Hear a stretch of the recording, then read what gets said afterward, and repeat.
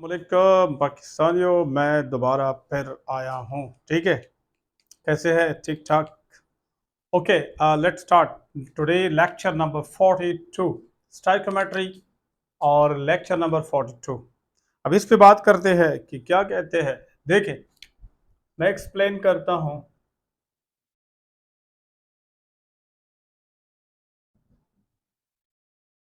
पहली बात तो ये है, ठीक है, कि वो पहले वाली बात है, और दूसरी बात यह है कि कोई बात नहीं है। बस आप समझ गए। ओके, इधर देखे कदुआनो। क्वेश्चन वन कहता है कि ये थोड़ा सा मुश्किल सा क्वेश्चन है, मुश्किल नहीं है लेकिन आप लोग थोड़ा डरते हैं, और इसी पैटर्न पे बहुत सारे और क्वेश्चन आ सकते हैं। लिमिटिंग रिएक्टेंट एंड एक्सिस वगैरह, ये जो लास्ट कुछ लेक्चर है इसी जोन में है।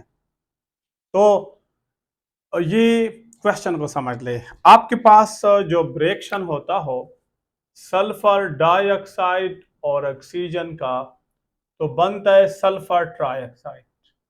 मैं अगर इसको बैलेंस कर दूं तो यहां देखे, मैं अगर 2 ले लूं तो ये 2 हो जाएगा। अब ऑक्सीजन देखें, 2 तो 4 और 2 6, यहाँ 2 3 6, सल्फर यहाँ 2 यहाँ 2, तो ये इक्वेशन आपके पास बैलेंस है।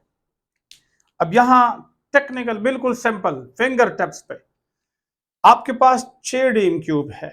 6 डीम क्यूब आप each ग्रुज react together to form this one। इसकी भी 6 डीम क्यूब, इसकी भी 6 डीम क्यूब। अगर ये 6 डीम क्यूब हो, शॉर्ट शॉर्ट में लिखता हूं, डीम क्यूब वगैरह साथ नहीं लिखता हूं ताकि टेस्ट में भी आप जल्दी करें। आप थोड़ा गौर करें, 1 2 मोल देते हैं ना, तो 1 डीम क्यूब 2 डीम क्यूब देंगे ना, तो अगर 6 है तो इसके मुताबिक ये 12 डीम क्यूब बनेगा। यानी मतलब ये है कि अगर इसकी बात हो, इसके बस में हो, तो 6 डीम क्यूब 12 डीम क्यूब देंगे। सिमिलरली ये देखे 2 और 2 सेम रेशो है, तो अगर इसके 6 डीम क्यूब है तो इसके मुताबिक ये बनता है 6 डीम क्यूब। बड़ा सिंपल है, कोई कैलकुलेशन फॉर्मूलाज मॉर्मूलाज नहीं है जो आप गड़स गुड़स इस्तेमाल कर रहे हैं, वैसे जरूरत नहीं है। तो इसके 6 12 देना चाहेंगे, इसके 6 6 देना चाहेंगे, लेकिन आपको कंसेप्ट हो, बैकग्राउंड हो, प्रोडक्ट ये वाला कम बनाता है, ये वाला ज्यादा बनाता है। तो आप जानते हैं कि कौन सा रिएक्टेंट प्रोडक्ट की मिकदार को कंट्रोल करता है? लिमिटिंग। जितना लिमिटिंग चाहता है उतना बनेगा, इससे ज्यादा नहीं बनेगा, क्योंकि लिमिटिंग खत्म हो जाएगा, मजीद साथ नहीं देगा। तो लिहाजा मेरा मतलब ये है कि इतना SO2 बनेगा, ये वाला नहीं बनेगा, ऊपर वाला 12 वाला गलत है। फिर अगली बात यह है कि अगर ये 12 6 बनता हो, हाँ 6 बनता हो, तो ये तो 6 बन जाएगा, एट द एंड ये मौजूद होगा। एट द एंड क्या होगा? एट द एंड आपके पास 6 डीम क्यूब SO3 होगा, प्लस क्या ख्याल है, जब ये 6 बनेगा तो ये 6 जो आपके पास था ये पूरा की पूरा यूज हो जाएगा या कुछ रह जाएगा? तो मेरा मतलब ये दुड़ा हो जाएगा, खत्म हो जाएगा, SO2 के कोई मिकदार एट द एंड नहीं रहेगा। फिर अगली बात, जब ये 6 बनेगा तो इसके आपके पास स्टार्ट में 6 थे, लेकिन एक ने 2 देने हैं। अगर ये 2 बनते हैं 1 यूज होगा, अगर ये 4 बनते हैं 2 यूज होगा, अगर ये 6 बनते हैं 3 यूज होगा। तो इसके कितने यूज हो जाएंगे? 3 यूज हो जाएंगे, 3 रह जाएंगे। तो मैं कह सकता हूं 3 डीम क्यूब ऑफ O2। तो मुझे ये बताओ आपके पास एट द एंड इतना बचेगा। अब यहां से सारे क्वेश्चन आप कर सकते हैं, सारे क्वेश्चन का जवाब दे सकते हैं। ये क्वेश्चन सीख ले, this is not a single question, this is a pattern of questions. ये बहुत सारे क्वेश्चन का पैटर्न है। अगर आपसे क्वेश्चन में पूछा है कि लिमिटिंग रिएक्टेंट कौन है, तो आपका जवाब क्लियर है कि ये वाला कम मिकदार देते हैं तो ये लिमिटिंग है। अगर आपसे पूछा एक्सिस रिएक्टेंट कौन है, ये वाला देखो 12 डीम क्यूब लेना चाहते हैं तो ये एक्सिस है। और अगर आपसे पूछता है कि जो एक्सिस है उसका कितना मिकदार बचेगा, जो एक्सेस रिएक्टेंट है उसका एट द एंड पे कितना मिकदार बचेगा। तो आपने ढूंढना है कि एक्सेस कौन है। एक्सेस तो ये है 12, सॉरी ये एक्सेस है 12 देते हैं। तो जब ये एक्सेस है 12 देना चाहते हैं, लेकिन लिमिटिंग के मुताबिक बनेगा और इसका कुछ मिकदार बच जाएगा। और वो कितना बचेगा? 6 के लिए ये 3 चाहिए, तो 3 बचेगा और इसका बचेगा 3 डीम क्यूब बचेगा, ऑक्सीजन का बचेगा। तो आप ये भी जवाब दे सकते हैं कि 3 dm cube of oxygen remain unreacted. ये जवाब आप टिक करेंगे। लेकिन अगर आपसे पूछता है कि एट द एंड पे कौन कौन मौजूद है, बड़ी बात है, यानी एग्जैक्ट अमाउंट की बात नहीं है, कौन कौन है। तो आप देखिए जब ये 6 बनेगा according to the limiting reactant, तो ये तो यूज हो जाएगा, ये तो रहेगा नहीं। कौन रहेगा? ये बचा, ये होगा, और ये जो एक्सेस में मौजूद है इनका 6, इनका 3 बच जाएगा। तो ऑक्सीजन और सल्फर ट्राइऑक्साइड बचेगा। और अगर आपसे ये पूछा है कि चलो एट द एंड पे जो वॉल्यूम है वो है कितना, आपसे ये नहीं पूछते कि कौन एट द एंड पे होगा, आपसे पूछते हैं कितना एट द एंड पे होगा। तो मेरी बात सुने, ये देखिए ये कितना है 6, इतना तो नहीं होगा। और ये कितना बचेगा 3, 6 और 3 9। तो एट द एंड पे 9 डीम क्यूब वॉल्यूम मौजूद होगा। और वो है किसका? SO3 का और O2 का। तो इस किस्म का क्वेश्चन 2019 ईटा में आया था, वो था हाइड्रोजन और ऑक्सीजन स्पार्क करे और वाटर देते हैं, एट द एंड पे कितना वॉल्यूम में फर्क आ जाता है, स्टार्ट में कितना है और एंड में कितना है। लेकिन इन पे मेरा मतलब है दर्जनों क्वेश्चन हो सकते हैं डिफरेंट तरीकों से। अब जो हमारा क्वेश्चन था वो तो हल हो गया। हमारा क्वेश्चन यहाँ सिंपल है, इतना मुश्किल नहीं है। कहते हैं द फाइनल मिक्सचर कंटेन, यानी फाइनली कौन है। तो क्या ख्याल है, 6 बनाने के लिए ये 6 यूज हो चुका है? ये नहीं है। क्या इसके 6 बनाने के लिए इनके 3 चाहिए? यस, 3 इस्तेमाल होंगे, 3 मौजूद होंगे। तो एट द एंड पे कौन है? ऑक्सीजन है 3 डीम क्यूब और ये है। तो 2 चीजें मौजूद है, ऑक्सीजन और SO3 कहाँ है?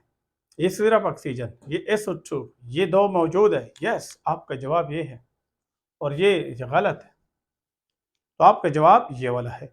लेकिन इसके अंदर मैंने 3-4 क्वेश्चन समझा दिए, वो भी आपको आना चाहिए। ठीक है, नेक्स्ट लेक्चर क्वेश्चन जो है वो तो बड़ा गपशप है। कहते हैं कि विच of the following control the amount of product. आपको पता है, देखो अगर क्वेश्चन 2 पे बात करें, सपोज अगर आपके पास एक ए है एक बी है, ए प्लस बी, मसलन प्रोडक्ट देता हो, मैं सपोज कहता हूं कि ये लिमिटिंग हो, कम हो, लिमिटिंग हो, कम मिकदार में हो। तो आपको पता है ये और ये मिल के प्रोडक्ट बनाएंगे, मिल के बनाएंगे, मिल के बनाएंगे, लेकिन जैसे ये खत्म हो जाएगा क्या होगा? क्या ये अकेला प्रोडक्ट बना सकता है? नहीं बना सकता। तो ये जब अकेला नहीं बना सकते तो प्रोडक्ट तो स्टॉप हो जाएगा।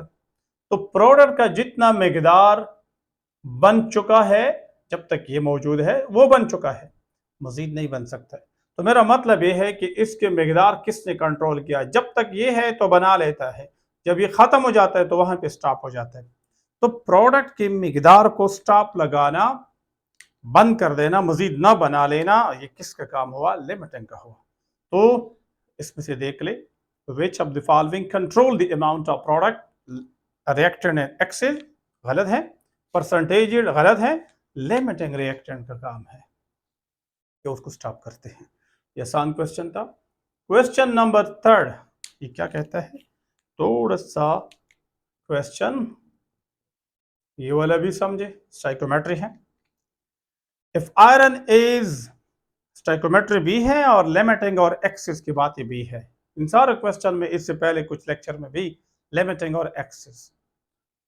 If iron is in axis then production of 3 moles of ferric chloride requires, पहली बात तो ये है कि आपको फेरिक क्लोराइड का पता, तो ये रिएक्शन आप लिख सकते हैं। तो देखिए अगर आयरन है प्लस क्लोरीन है मिले, बनाए क्या? Ferric chloride. फेरिक क्लोराइड देखिए ये बन गया, ये फेरिक क्लोराइड बन गया। क्या बन गया? फेरिक क्लोराइड बन गया, लेकिन बैलेंस नहीं है, हमने बैलेंस करना है। तो आपको क्या कहते हैं क्वेश्चन में कि इसके कितने मोल बनते हैं? 3 मोल बनते हैं। अगर आप रीड करें 3 मोल ऑफ फेरिक क्लोराइड, तो यहां मैं क्या लगाऊंगा? 3 लगाऊंगा। अब यहां से मैं वो बैलेंस कर सकता हूं। आयरन कितना है? 3 है, कम से कम 3 चाहिए, और है एक्सेस में, देखो एक्सेस ऑफ आयरन। और क्लोरीन को देखें, क्लोरीन 3 3 9, यहां तो 2 है ना, तो आप क्या कैसे लिखेंगे? 9/2, 9/2। इस तरीके से आप 2 2 कैंसिल करें, 9 आ गया, ऐसा भी ठीक है, यहां भी 9 है। अब आपके पास इक्वेशन बैलेंस हो गया मेरे पाकिस्तानियों। तो जब इक्वेशन बैलेंस है तो स्टोइकोमेट्री भी अप्लाई कर सकते हैं और फिर लिमिटिंग एक्सिस की बात भी कर सकते हैं। अब क्वांटिटी की बात करें, कहते हैं कि अगर ये 3 है, 3 मोल है, ये तो 3 मोल दिया है, इक्वेशन में भी है और क्वेश्चन में भी 3 मोल दिया है कि अगर ये 3 मोल, सॉरी ये वाला, ये 3 मोल बन जाए, कितना बन जाए? 3 मोल। कितना बन जाए? 3 मोल। कितना बन जाए? 3 मोल। अगर ये 3 मोल है तो वो तो 3 मोल इक्वेशन में दिया है, ठीक है, और ये वाला एक्सिस में है, तो आपसे ये पूछता है कि इसके 3 मोल बनाने के लिए इसके कितने ग्राम चाहिए, कितने ग्राम चाहिए। ये बोले कि फिक्र ना करो, ये ज्यादा है, ये खत्म नहीं होगा, ये आपको स्टॉप नहीं करेंगे, लेकिन ये कितना मौजूद हो कि वो स्टॉप कर दे 3 मोल पे। तो ये देखो इतने मोल है, लेकिन हमसे कुछ पूछा है ग्राम में, तो बड़ा आसान है, कैसे करेंगे? अब आप देखिए, क्या ये 9/2 मीन 4.5 मोल Cl2, 4.5 मोल, 9/2 मीन 4.5, Cl2 के 4.5 मोल है। 1 मोल का कितना मास है? 71। 4 का 0.5 का कितना होगा? मल्टीप्लाई करो। अब ये मल्टीप्लीकेशन आपको तकलीफ देंगे मुझे पता है, लेकिन 0.5 को इग्नोर कर दे फॉर द टाइम बी।